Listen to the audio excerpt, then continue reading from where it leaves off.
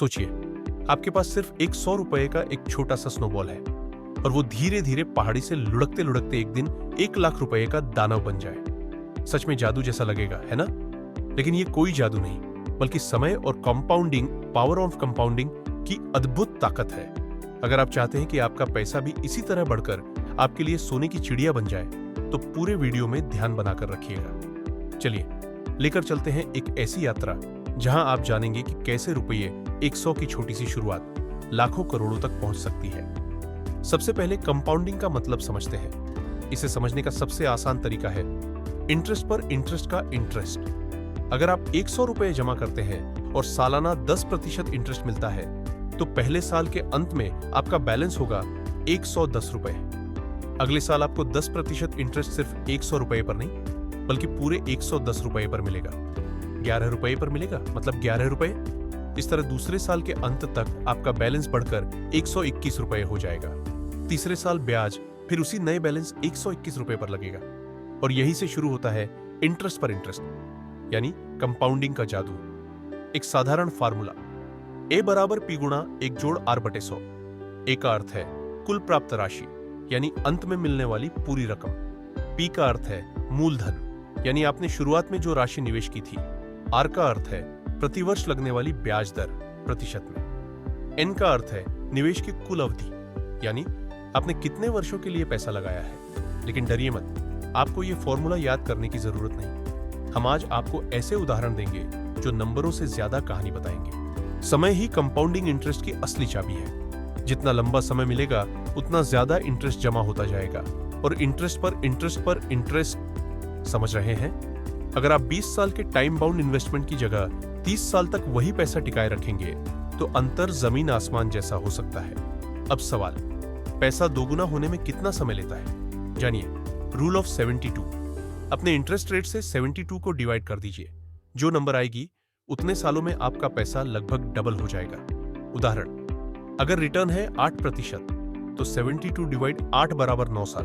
अगर रिटर्न है 12%, तो 72 डिवाइड 12 बराबर 6 साल। मतलब हर 6 साल में आपका पैसा दोगुना। रॉबर्ट कियोसाकी की मशहूर किताब रिच डैड पुअर डैड में 2 पिता हैं।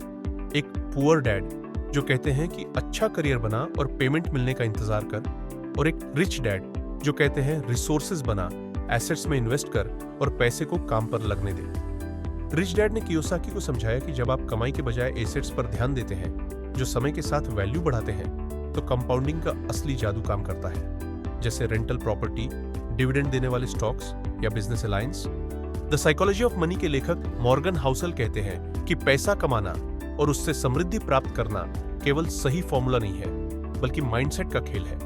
उन्होंने बताया कि लॉन्ग टर्म के लिए स्ट्रैटेजी बनाए, मार्केट की ऊंच नीच से घबराए नहीं और अपने इमोशंस को कंट्रोल में रखें। उदाहरण के तौर पर 2008 के क्रैश में बहुत लोग घबराकर पैसे निकाल लेते, लेकिन जो लोग डटे रहे, उन्होंने अगले दशक में शानदार रिटर्न्स देखे। 2008 से 2009 क्रैश, S&P 500 गिरकर लगभग 666 पॉइंट पर आ गया था।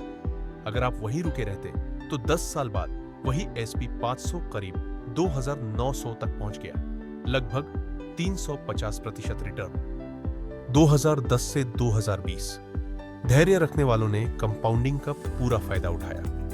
और फिर है वॉरेन बफेट, दुनिया के सबसे मशहूर इन्वेस्टर। 11 साल की उम्र में उन्होंने पहली बार स्टॉक खरीदा और 30 साल की उम्र तक उनके पास $10 मिलियन हो गए। आज उनकी नेटवर्थ 150 बिलियन से ऊपर है।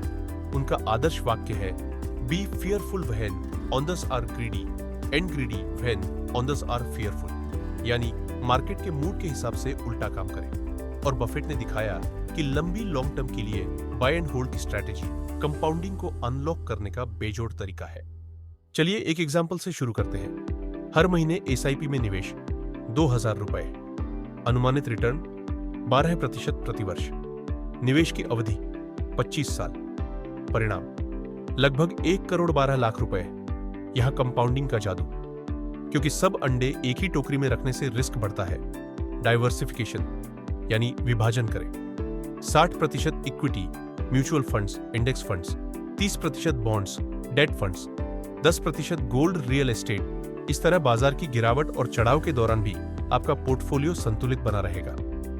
अगर आप मल्टीप्लायर 1% फीस वाला फंड चुनते हैं तो 20 साल में आपका रिटर्न 1% कम होने से भारी अंतर पैदा कर सकता है। इसलिए देखें लो कॉस्ट इंडेक्स फंड या ETFs जो 0.5 से 0.2 तक फीस लेते हैं। Long term capital gains tax 10% पर लग सकता है अगर आपने 1 साल से अधिक समय के लिए इक्विटी फंड्स में इन्वेस्ट किया है। ELSS म्यूचुअल फंड्स 3 साल की लॉक इन पीरियड में टैक्स बचत का ऑप्शन देते हैं। सबसे बड़ा रिस्क है आपका खुद का मन, मार्केट की हर छोटी छोटी और घाटी पर रिएक्ट करना। मॉर्गन हाउसल कहते हैं दिव्य धैर्य ही सबसे बड़ा एसेट है। मार्केट के उतार चढ़ाव को इग्नोर करके लॉन्ग टर्म होराइजन पर टिके रहना ही असली कंपाउंडिंग का राज है। 1980 में अगर किसी ने 1000 रुपए FD में 8% पर जमा किए तो आज वो अमाउंट बढ़कर लगभग 5 लाख से ऊपर हो गई। सोचिए 1000 रुपए से इतनी बड़ी रकम कैसे बनी? यही कंपाउंडिंग है।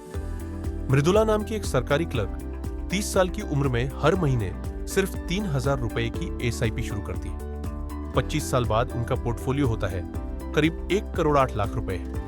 यह सब हुआ क्योंकि वो समय समय पर लिक्विडिटी निकालने की जगह रेगुलर इन्वेस्ट जारी रखती रही। तो दोस्तों, ये थी पावर ऑफ कंपाउंडिंग की डिटेल गाइड। छोटे निवेश, ज्यादा परिणाम। याद रखिए, समय प्लस डिसिप्लिन पर कम फीस वाले फंड आपके सपनों का पावर पैकेज। अगर आपने अभी तक इन्वेस्ट करना शुरू नहीं किया तो आज ही अपने बैंक या म्यूचुअल फंड ऐप खोलकर SIP सेटअप कर लीजिए। और हां, वीडियो पसंद आया हो तो लाइक करें, सब्सक्राइब करें और बेल दबाना न भूलें ताकि आने वाले और भी पावरफुल फाइनेंस टिप्स आप मिस न करें। कमेंट सेक्शन में बताइए आप किस किताब या इन्वेस्टर से सबसे ज्यादा प्रेरित हैं। मैं जरूर पढ़कर रिस्पॉन्ड करूंगा। मिलते हैं अगली वीडियो में जहां हम बात करेंगे टॉप 5 पासिव इनकम आइडियाज की जो आपके बैंक बैलेंस को रॉकेट की तरह बढ़ाएंगे। तब तक हैप्पी कंपाउंडिंग।